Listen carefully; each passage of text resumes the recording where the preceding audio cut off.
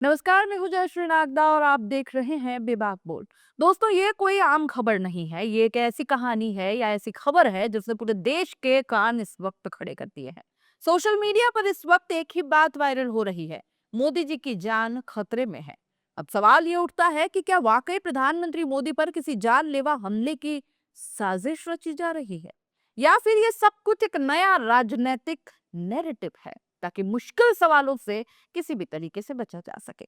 कुछ दिन पहले सोशल मीडिया पर चर्चा चल रही है कि प्रधानमंत्री मोदी की कई विदेश यात्राएं अचानक से कैंसिल कर दी गई हैं।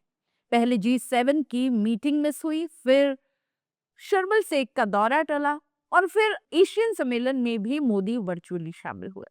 बस यहीं से कहानी ने मोड़ लिया है। लोगों ने सवाल उठाने शुरू कर दिए हैं। क्या मोदी जी डर गए हैं? क्या ट्रंप से आमने सामने होने से बच रहे हैं? या फिर क्या मोदी की जान को वाकई खतरा है? और तभी कुछ आईटी सेल के सुपर ट्रोल्स ने मैदान संभाल लिया। उनका कहना था कि नहीं, मोदी ट्रंप से नहीं डर रहे, बल्कि उनके सुरक्षा को असली खतरा है। अब कहानी में ट्विस्ट आता है। कथित तौर पर जब मोदी हाल ही में चीन में एससीओ सम्मेलन के लिए गए थे, तो वहां पुतिन ने खुद मोदी को अपनी गाड़ी में बैठने का आग्रह किया। कहा जाता है कि मोदी जिस होटल में ठहरने वाले थे, वहां कुछ संदिग्ध चीजें मिली, जिसके बाद पुतिन ने मोदी को अपनी कार में बिठाया। ये भी कहा कि पुतिन ने मोदी का 15 मिनट तक इंतजार भी किया, होटल के चक्कर लगाए और मोदी को सुरक्षित जगह पहुंचाया। इसके बाद मोदी उस होटल में दोबारा नहीं लौटे। अब इसी वक्त एक और घटना होती है। ढाका, बांग्लादेश में अमेरिकी स्पेशल फोर्सेस के एक वरिष्ठ अधिकारी की रहस्यमयी मौत होती है, और सोशल मीडिया के गुप्त सूत्रों का यह दावा है कि वो अधिकारी मोदी पर हमला करने के मिशन पर था, जिसे पुतिन ने नाकाम कर दिया। अब कहानी यही खत्म नहीं हो रही है।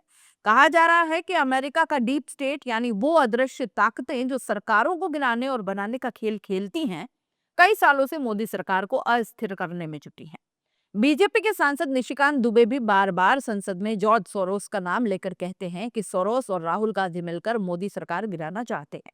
अब वही लोग कह रहे हैं कि ढाका में मौत, पुतिन की गाड़ी और मोदी की रद्द यात्राओं के बीच कड़ी से कड़ी जुड़ी हुई है।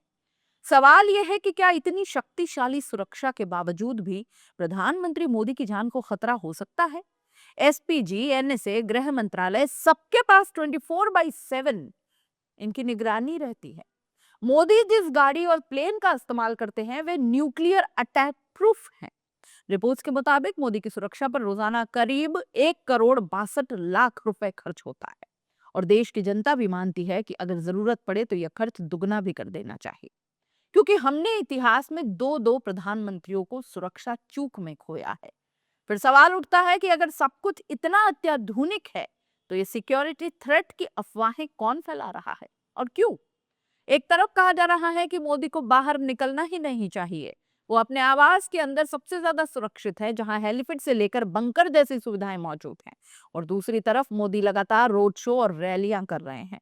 आज भी वो बिहार में 2 रैलियां कर रहे हैं। तो आखिर सच्चाई क्या है? अगर मोदी को वाकई जान का खतरा है, तो अमित शाह जो गृह मंत्री हैं और अजीत डोभाल जो एनएसए हैं, वो क्या कर रहे हैं? क्या उन्होंने देश को इस खतरे के बारे में बताया, आगाह किया, या फिर ये सब कुछ केवल राजनीतिक सहानुभूति बटोरने का एक खेल मात्र है? याद कीजिए, जब किसान आंदोलन चल रहा था, तब पंजाब में मोदी का काफिला रोक दिया गया था। मोदी ने खुद कहा था कि अपने मुख्यमंत्री को बता देना, मैं जिंदा लौट आया हूं। उस वक्त पूरी बीजेपी ने हंगामा मचा दिया कि मोदी की जान खतरे में थी। फिर अब जब कहा जा रहा है कि मोदी पर विदेश में हमला होने वाला था, तो बीजेपी चुप क्यों है? क्यों इस पर सरकारी स्तर पर कोई बयान नहीं आया?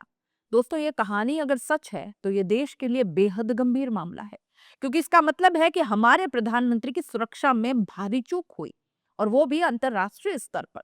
लेकिन अगर ये झूठी है, तो ये उतनी ही खतरनाक राजनीतिक चाल है, क्योंकि ऐसी अफवाहें जनता के डर और भावनाओं से खेलती है। सवाल सिर्फ एक है, क्या मोदी की जान को सच में खतरा है, या फिर ये सिक्योरिटी थ्रेट एक नया प्रोपेगेंडा है, ताकि पीएम को जवाबदेही से बचाया जा सके किसी भी तरह से? देश की जनता का पूरा अधिकार है ये जानने का कि हमारे प्रधानमंत्री किन परिस्थितियों में अपनी विदेश यात्राएं और क्यों रद्द कर रहे हैं। अगर वाकई जान का खतरा है, तो हमें बताया जाए कि कौन दुश्मन है जो भारत के प्रधानमंत्री पर हमला करने की हिम्मत की सोच भी रहा है।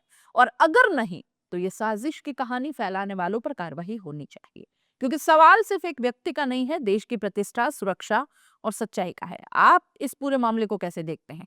अपनी राय कमेंट बॉक्स में लिख भेजिएगा। जाते-जाते चैनल को लाइक, शेयर और सब्सक्राइब करते जाइएगा। नमस्कार।